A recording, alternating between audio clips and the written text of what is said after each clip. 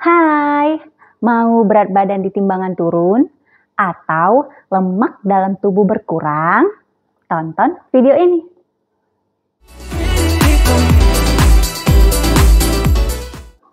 Hai Besti, welcome to my channel Diet Pintar bersama saya Dr. Nova.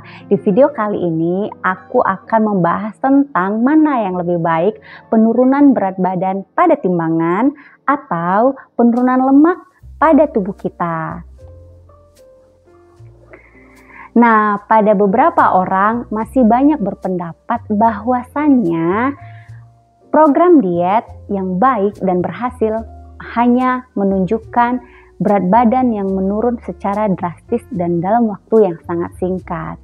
Apakah ini sebenarnya baik? Oh, saya bilang big no. Karena apa? Penurunan berat badan yang turun hanya diukur dari timbangan saja. Kita tidak akan tahu apakah yang turun itu adalah air, atau massa otot, atau lemak, bahkan kotoran kita. Nah, sebaiknya bagaimana? Nah, hal yang harus kita lakukan adalah diet dengan memperhatikan keseimbangan nutrisi. Karena ketika kita melakukan diet yang ekstrim dengan tujuan untuk menurunkan berat badan di timbangan secara cepat dan dalam waktu yang sangat singkat, itu dapat mempengaruhi massa otot kita juga. Massa otot kita akan berkurang sehingga proses metabolisme dalam tubuh kita juga akan terganggu. Karena sebenarnya otot yang ada pada tubuh kita dapat membantu untuk memecahkan kalori yang ada pada tubuh kita. Karena ternyata selain membakar kalori, massa otot yang sudah kita pertahankan sejak dini dapat mengurangi resiko sarkopenia di usia tua. Sarkopenia adalah kondisi di mana seseorang kehilangan massa otot dan fungsi progresifnya. Dan fungsi otot yang lain adalah untuk mencegah dari cedera, menjaga tulang, dan mempertahankan postur atau posisi tubuh. Nah, dapat kita lihat pada gambar ini perbedaan jaringan lemak serta jaringan otot walaupun beratnya sama.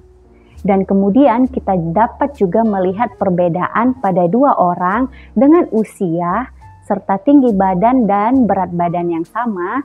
Yang satunya akan terlihat ramping dan yang satunya tidak karena adanya perbedaan massa otot di kedua orang tersebut. Nah, sebenarnya menurunkan berat badan dan menurunkan kadar lemak dalam tubuh ini sangat banyak manfaatnya loh Besti. Yang pertama tentu membuat badan kita akan merasa lebih fit. Kemudian yang kedua menghindari kita dari resiko penyakit jantung. Membantu untuk menormalkan tekanan darah, menghindari kita dari penyakit diabetes tipe 2, dan menghindari kita dari resiko kanker serta mempertahankan kadar kolesterol dalam darah kita tetap dalam keadaan normal. Tapi akan lebih baik jika kita memiliki komposisi otot yang lebih banyak dibandingkan lemak, karena akan membuat kita lebih percaya diri, lebih terhindar dari cedera, serta meningkatkan mobilitas. Nah, bagaimana nih kita mengetahui apakah lemak dalam tubuh kita sudah berkurang? Sebelumnya kita bahas dulu apa sih yang dimaksud dengan lemak ini. Lemak ada dua jenis. Yang pertama adalah lemak visceral dan lemak subkutan. Lemak visceral adalah lemak yang ada pada rongga perut dan langsung menempel pada organ vital. Berbeda dengan lemak subkutan. Lemak subkutan adalah lemak di bawah kulit yang biasa dapat kita raba di daerah lengan, kaki, dan serta perut yang dapat kita mudah untuk raba. Nah, untuk mengukur lemak visceral dapat kita gunakan dengan menggunakan pita pengukur. Batas aman untuk perempuan sampai 80 cm dan untuk laki-laki sampai 90 cm. Nah, untuk mengukur kadar lemak dalam tubuh dapat kita gunakan dengan metode kaliper serta metode DEXA. Namun untuk menggunakan metode ini harus dengan bantuan seorang dokter atau petugas yang profesional di bidang tersebut. Tapi sebenarnya Besti bisa mengetahui lemak dalam tubuh sudah berkurang ketika celana yang dipakai semakin longgar, postur tubuh yang sudah berubah, massa otot yang semakin kelihatan, serta penurunan berat badan. Namun, jika harus melakukan penimbangan berat badan, Besti bisa melakukannya pada pagi hari sebelum mengkonsumsi apapun dan setelah BAB. Tips untuk mengurangi lemak dan meningkatkan massa otot. Yang pertama adalah kalori defisit. Perlu kita ketahui, jumlah kalori yang dibutuhkan pada pria dan wanita setiap hari terdapat pada tabel. Kemudian setelah kita mengetahui berapa jumlah yang kita perlukan setiap hari, maka kita dapat mengurangi 500 kalori per kalori yang kita butuhkan setiap hari. Kalori yang masuk dan kalori yang keluar akan dipengaruhi oleh makanan yang dikonsumsi serta aktivitas sehari-hari seperti aktivitas ringan, sedang, atau berat. Sehingga sebaiknya Besti melakukan perhitungan untuk mengurangi kalori. Namun, jika Besti bingung, Besti dapat menghubungi dokter atau ahli yang profesional di bidang tersebut. Tips yang kedua adalah mengurangi makanan yang tinggi gula, tinggi karbohidrat, serta perbanyak asupan protein. Menghindari makanan yang tinggi gula, tinggi karbohidrat seperti makanan manis, kue-kuean, fast food, minuman bersoda, dan perbanyak mengkonsumsi karbohidrat kompleks seperti beras merah, gandum, oat, serta ubi. Memperbanyak asupan protein dapat membantu untuk mempertahankan serta meningkatkan pertumbuhan otot selama kita diet, seperti daging tanpa lemak dan kulit, telur, ikan, tempe, dan tahu. Namun, Besti harus memperhatikan cara pengelolaan dari protein tersebut.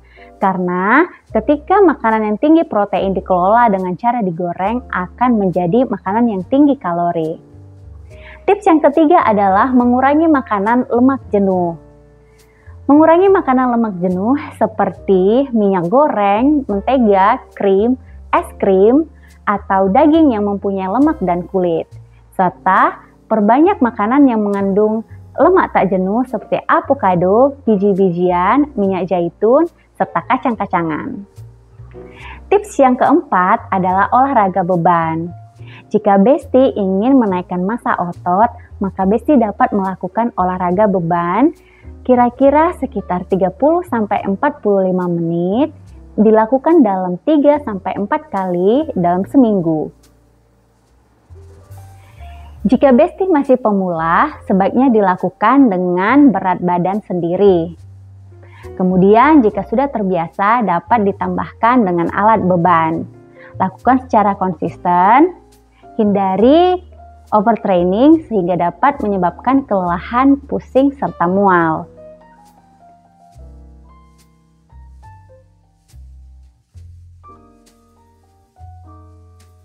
Kurang dari 7 jam setiap hari dapat meningkatkan resiko obesitas dibandingkan orang yang memiliki tidur yang cukup.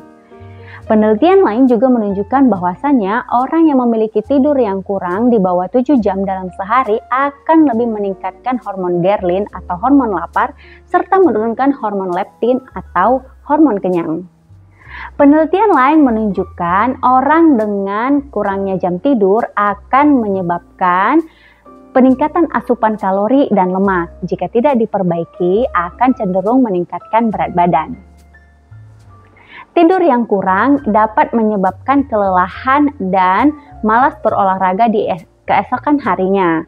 Sementara tidur yang cukup sebenarnya dapat membantu untuk memperbaiki massa otot yang rusak pada saat berolahraga serta pertumbuhan otot.